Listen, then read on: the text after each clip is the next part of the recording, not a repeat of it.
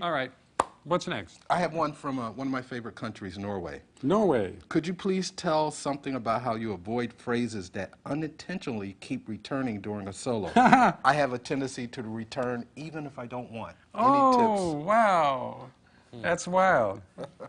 Hello, Norway. Could you please tell something about how you avoid phrases that unintentionally keep returning? Well, first of all, that's well done to be aware of the fact that something returns without your giving it permission. Because I think most people don't even recognize that. And the more you go into not recognizing what's coming back without your permission, the more you become a robot. And see, in art, we're going the other way. We're going to, like, everything is by our permission, like intentional. So, you know, just by you being aware of the fact that that's happening, just stop it happening. As you know, yeah, okay. I'll give you a silly story, but one that illustrates.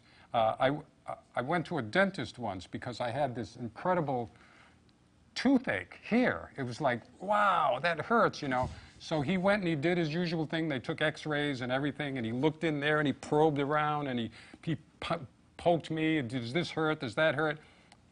He says, I can't find anything wrong with your physically with your tooth. He says, but he looked at me and he says, do you clench your jaw at night when you sleep? And I thought about it and I thought, yeah, you know, I think I do. He says, well, that's a common thing and a cause for an ache here. I said, well, what do I do about that, Doc? He says, stop clenching your jaw. Don't do it anymore. And man, I was ready to pay that guy.